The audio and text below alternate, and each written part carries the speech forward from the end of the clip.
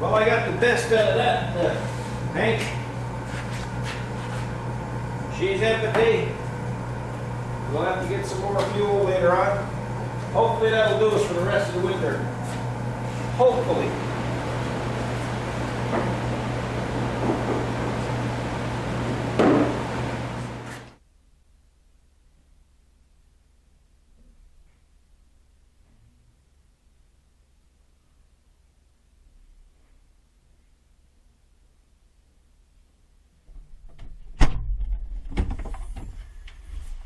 Hello, YouTubers.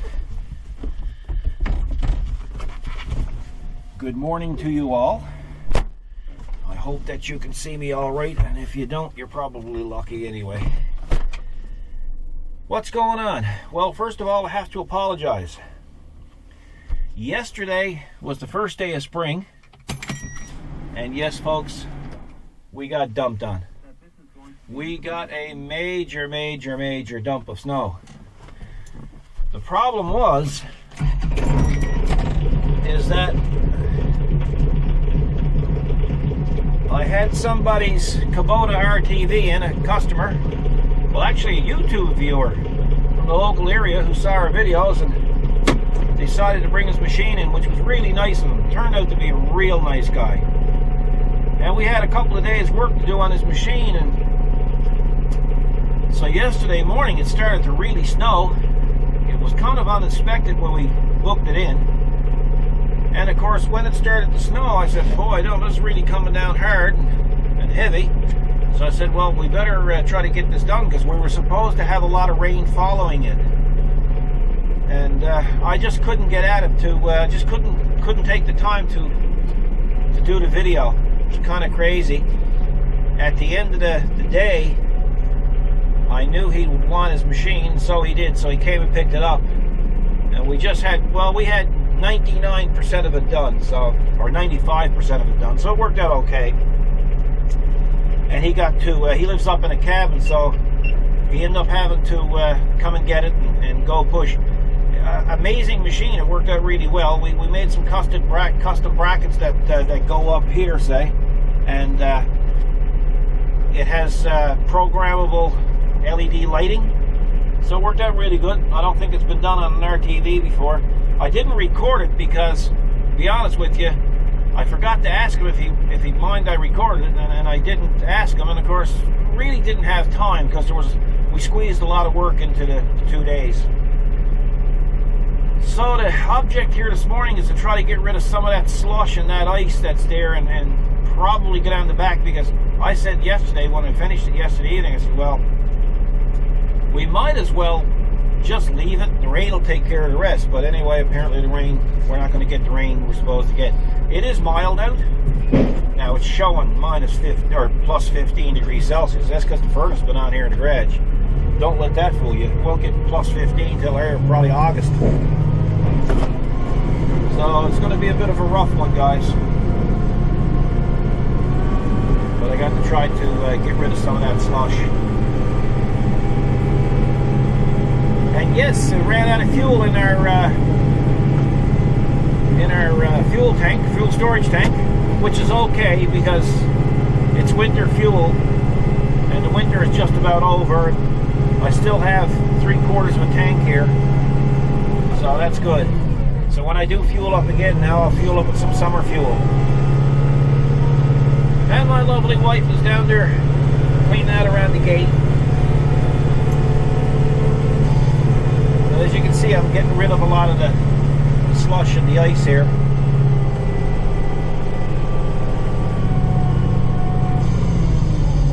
Yeah, yesterday, well, you can see how high the snowbank, or you can see how high the bank is there by the side of the house. How much snow we had. It was brutal. It was probably the most we've had this winter from what I can remember.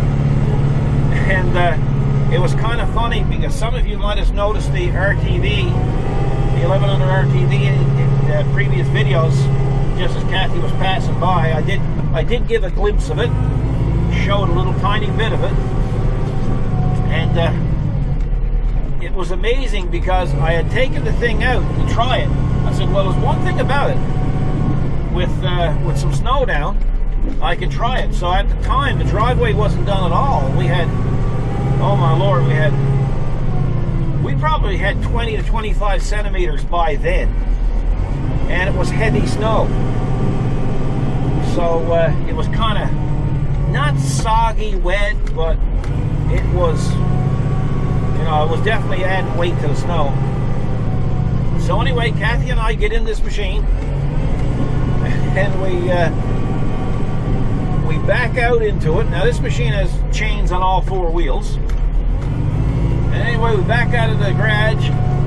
I said, oh smokes, I hope we don't get stuck, which we didn't. And anyway, we turned around and it's got a V-plow on it. And we went down through the driveway and pushing this this heavy snow, and I'm thinking, boy, I hope we don't get stuck. Anyway, never lost traction at all. So we go ahead and we cut a path down. In the meantime now, I'm trying to get this thing done because I know the customer needs his machine. So after I get the test done, I bring it back in the garage, and when I get back in the garage, I says to Kathy, you know something? She said, what? I said, this wasn't in four-wheel drive. It was incredible. I have never seen anything push snow like that in my life. Now, in the meantime, for me, it wouldn't be any good because the chains would tear up the pavement.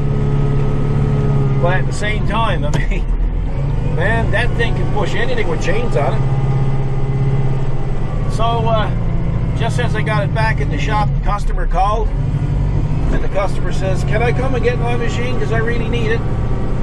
No doubt about it, they really need it. So Kathy said, yeah, no problem, come and get it. We got pretty well all of it done. And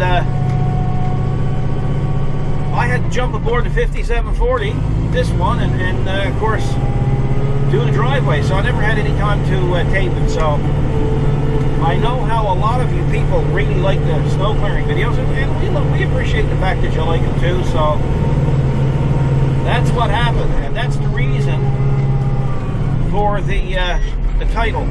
It's not clickbait. I don't believe in clickbait.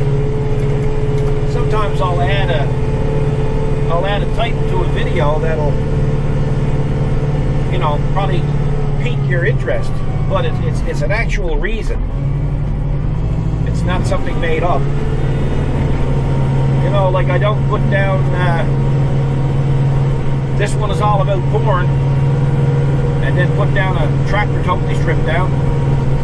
That's clickbait. Wouldn't do that to you folks. Anyway, I gotta close my garage door.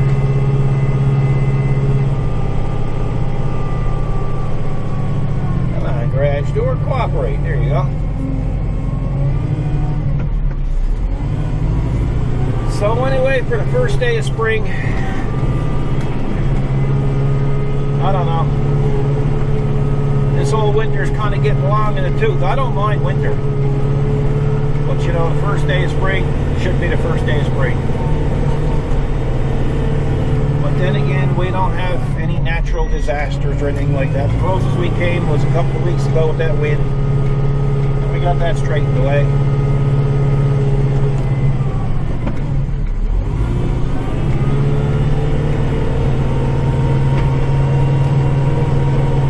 So today I have some machining to do. I was supposed to do it yesterday, but in order for me to do it yesterday, that would have meant I had to work at the RTV Saturday. And Saturday, Kathy and I went to a little retreat by ourselves, took it easy and just chilled out. I hardly turned on the computer. Just wanted to take a little break. Everybody needs a little break once in a while.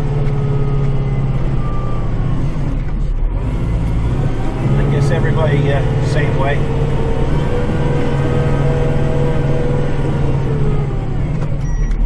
Yeah, the biggest worry here this morning is if it turns cold, which it's not in the forecast.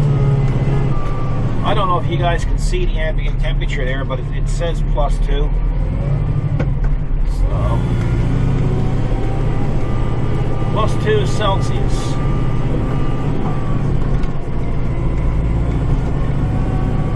I got a watch going along here because there's brick there on the side of the grass. Yesterday I did end up mowing a little bit of grass because the problem is now is there's no frost or very little frost in the ground. So if you veer off the pavement at all, you're scalping your grass. But that's it.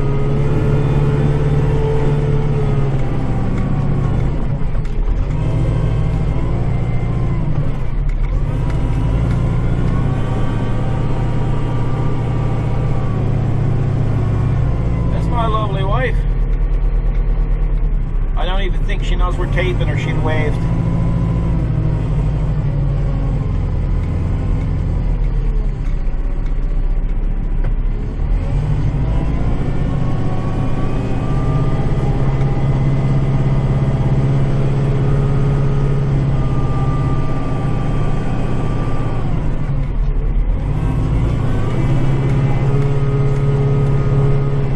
This might not be worth doing, but we have people dropping in during the day, and you don't want them slipping or walking through slush.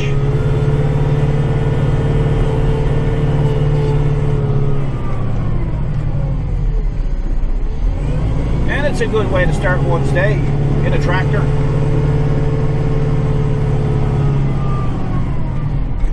Usually by now I'll have either music on or one of my favorite channels to listen to in the morning is CBC Radio. You get the local news, and you get international news, and you get news, and then you get people yakking like I am. So it kind of keeps you entertained while you're working.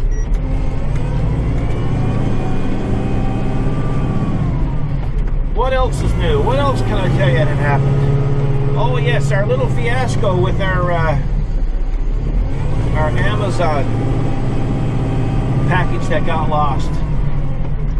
Well, as I said in the last video, we found out the problem wasn't with Amazon, and we kind of figured it wasn't with Amazon, and it wasn't with the people that we bought the camera and all its gear from. Problem was with UPS, or as I call them, ups. Well, I'm going to tell you something, ups. There's more downs to you guys than ups, because they have they're making a fatal mistake. Now, I don't know why. There might be a good enough reason why they're doing it. Maybe if some guys are out there that work for UPS in Canada, maybe you can tell me why this is. But anyway, when you ship something from Ontario or from anywhere in the world, really, it's got to go. It leaves the shipper, it leaves the facility where you bought it, or Amazon, and it gets signed out. Then it travels to, well, in most cases, Moncton, New Brunswick. And in Moncton, New Brunswick, it's signed in. But now here's where the problem happens. It never gets signed out. So the tracking, no matter where it's coming from, it's only tracked so far as Moncton. And the next time you see any signs of it, is either at your doorstep, or it'll say out for delivery. That's what it'll say. So you got probably 4 or 5 days of not knowing where this package is. So what happened in the case of the new camera here was it had a delivery date of such and such. So when that delivery date showed up, the package didn't. So we got to thinking, well, maybe it's lost, so we'll give it an extra day. And of course, it kept saying it was still in Moncton at the sorting facility. So we're thinking, well, what the heck is going on with that? Anyway, as it turned out, it was already in transit, but we didn't know, because guess why? They didn't sign it out, like they don't with anything. Now, with regards to Amazon, they emailed yesterday and said, you know, we think you might have your package now. Can you call us just to verify it? And we got talking to this guy Trevor who works for Amazon, and man, I'm going to tell you, folks, great company, great company. They were so pleased that we were happy with it and whatnot. So, but you know, when we tell Trevor or we tell Amazon in the past where the problem is, they say, yeah, we don't know why that is. I think what they should do is go a little bit further and probably investigate why that is, and say, yeah, we got to change that, because all that's doing is upsetting their customers. But anyway, they must have a reason, and they're not going to divulge what the reason is, obviously, or we'd have known about it by now. But at the same time, it was really nice of Amazon Canada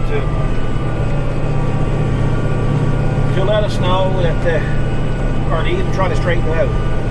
One thing about Amazon, you have protection with them. What else? What else is new? Well, oh yes, I was kind of fooling around there last night with the old computer, and I made up a new beginning, or a new start to our videos. Sometimes I like to mix it up a little bit. I guess really, technically, I shouldn't even put a beginning on it, but I kind of like it. It kind of makes it look like a good, complete package. Makes it look a little more professional when you got a beginning to it. I particularly like this beginning that that you just saw, or just seen, because it shows both of us, Kathy and I, in the background. So, and it just added a little bit of funky music to it, if you can call it music. So, that's the reason for that. It probably won't be a permanent thing, but at the same time, I don't think it's too intrusive. Probably look a bit interesting. I don't know. What I call interesting, people don't. What I call non-interesting, people love. Like these snow clearing videos. I don't know. I guess you keep asking for them. But that's, I think really what it is with the snow clearing videos at this point. I don't think it's the snow clearing you're more interested in. Most likely tractor.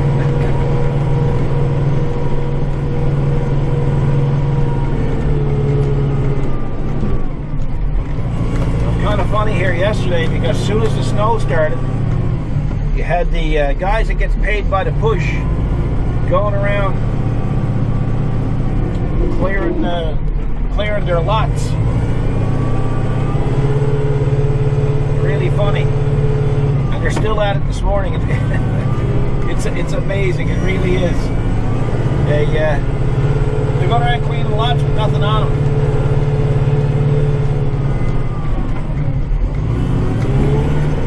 But they're trying to get the last few bucks, because they know it's almost to the end, if it's not the end. We've had snow in April before, but it usually don't last.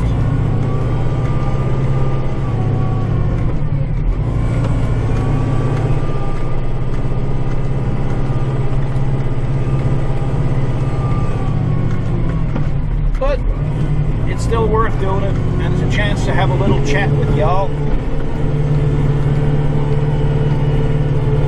We had a lot of people comment. Whoa, see how soft it is there, folks? We had a lot of people comment on the Shag Rock video. A lot of people enjoyed the little trip there. of people mention about the speeding up of the road trip. They said they would have liked to see it not sped up, and I can certainly understand why. You know, a lot of people like to take in the scenery. But the reason why I did it was really just to shorten the video, because the video would have been up over an hour long, because it's probably 30 minutes to get there from here. And so that's why I sped it up. I think what I'll do from now on is either I'll break up the trip and have portions of the trip included in regular speed. That way people do get to see some of the scenery. Or if it's a shorter trip, I'll just include the full trip, and you guys can speed it up if you don't want to see it. And that way everybody wins. Because there's a lot of people out there, of course, that's never been here. And although to me this place looks kind of dismal this type of weather, it is a very beautiful place in the summer, or even on a winter day when everything stays wintry.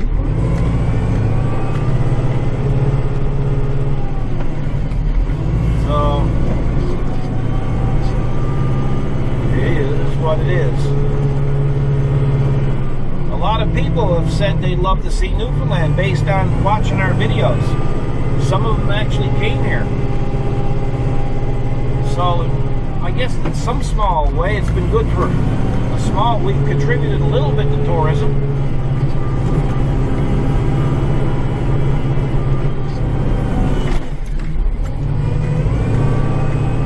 Which brings me to another point.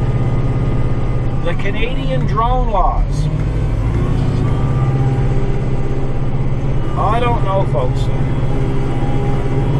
I still can't get over the fact that they really didn't put a lot of thought into it. Well, they put a lot of thought into the law. They just didn't put a lot of thought into the wording of it. And some of the wording is just ridiculous. Like, you can't fly within 75 meters of a dwelling, of a home, or... So, does that mean I can't fly within 75 meters of my own home? Well, people say, well, no, that's not true. That can't be right. And I'm not saying it is right. I'm just saying there's nothing in the legislation saying it's not true. So, in other words, I need to find, you know, it needs to be more defined. Like when you're flying over a wooded area. Well, the legislation says don't fly over animals. Now, that's point blank. Don't fly over animals. So, okay, so I don't fly over animals. So say I take the drone down to the back of our property here. There's 2.5 acres there. So I turn around and I start flying down. Say there's a rabbit down in the woods. Is that considered flying over an animal? I didn't intentionally do it. Folks, this is going to be rough here because this is going to be soft. So I might give up on this particular portion of it. We'll see how it goes. I kind of like to push it out here because if it freezes, we got a problem. I'll take my time with this. So anyway, yeah. So what do we do? Do I not fly down here in this woods that you can see here now? Because there might be a rabbit, and most likely there is a rabbit. And if there is a rabbit, what harm am I doing to the rabbit? Like I'm no higher than 90 meters, which is, well, we'll say 300 feet. So, I mean, if you're up 100 feet, the rabbit's not even going to know you're there. So, I don't know, you know. And the other thing, you know, here's the government always putting out things about your security.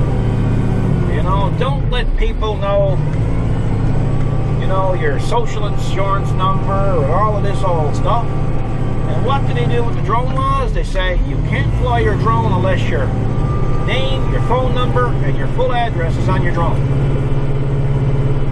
Now, folks, think about that for a second. I mean, you know, aren't you losing a lot of your privacy by doing that?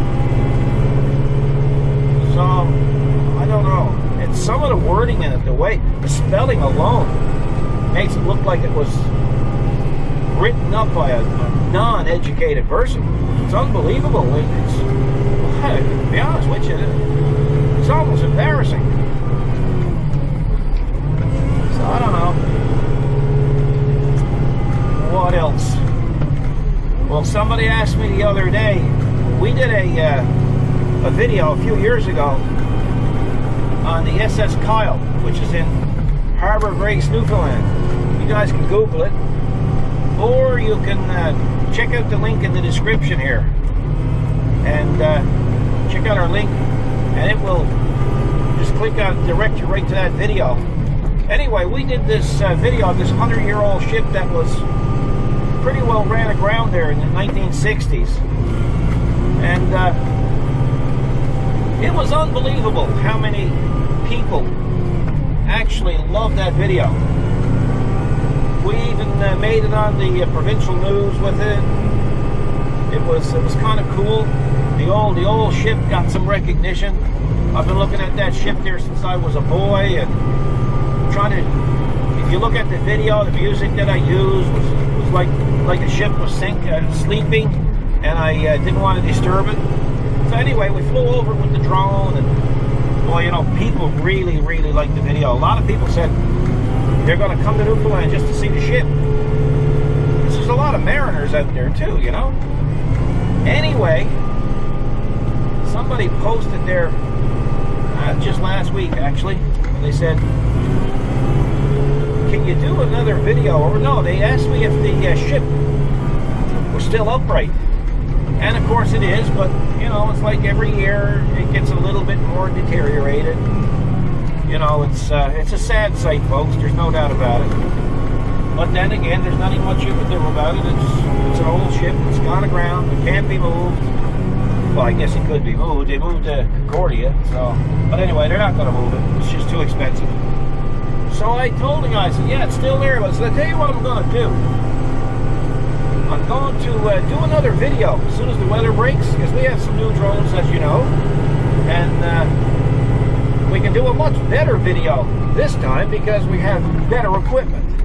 When I flew that particular mission, that video, it was done with a DJI Phantom 2 Vision Plus, and it had no autonomous stuff on it. In other words, it was you were holding on to the yoke. You were flying it. Whereas now the new stuff, like we have now, you can pretty well program it to just fly over it, fly around it. So, see what happens, guys? You pick up a lot of the rock, eh? That's why I'm trying to be as gentle as I can. I don't want this freezing.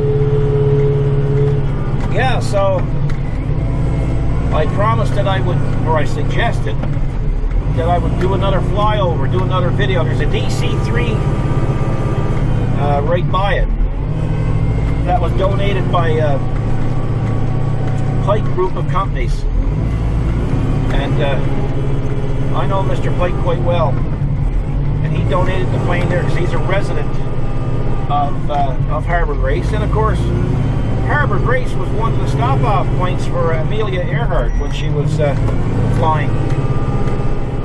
So it's got some historical significance. Well, that's a big word this morning. Anyway, of course, a few days later, that was a segue, guys, to what I'm going to say now. A few days later, of course, Transport Canada comes out with these new rules saying that you can't fly within 75 meters of a building, and you can't fly over ships at sea, you can't fly over people.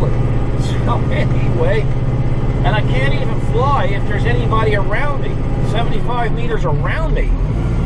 So even if there was somebody there with there's a little walking trail there.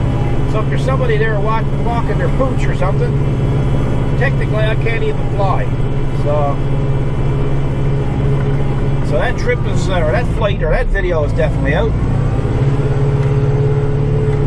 But what I'm just trying to say here is sometimes you can come up with legislation and you can legislate things to death. You can legislate things to the point where you actually cripple the economy. And I really do think that the intention here, although it was probably honorable, probably it's true. The transport minister says he lies awake at night worrying about a drone hitting an aircraft. Well, Mark Garnall, I can tell you something right now. I'd love for you to show me a case where a drone actually struck a plane. Either here or in the U.S., I have never, ever heard of a drone striking a plane. If I were you, sir, I would take my smarts and I would worry more about Canada geese, because they're probably 3 or 4 times the size of a drone, and I can guarantee you they have hit aircraft. So if you're going to lay awake at night worrying, it's just as well to worry about it's just as well to have legitimate worries, and legitimate worries should be Canada geese. With regards to putting your full name and your phone number and your address on drones, why didn't you do it like the Americans have it done? They have an FAA sticker. You register with the FAA, you get I guess you'd call it a registration number, and you stick it on your aircraft. If there's a problem, the aircraft is found, it can be traced back to you by the FAA number. Again, no infringement of privacy. Better system. Airfields. You can't fly within 9 kilometers of an airport. Now an airport or an airfield. Well, in Harbour Grace, which is 22 kilometers from here, there's an airfield. And yes, there are times in the summer. Now, folks, remember, in the summer, that airfield has aircraft land up. Now, this is a grassy field, folks. This is not a paved runway. This is not a gravel runway. This is a grassy runway.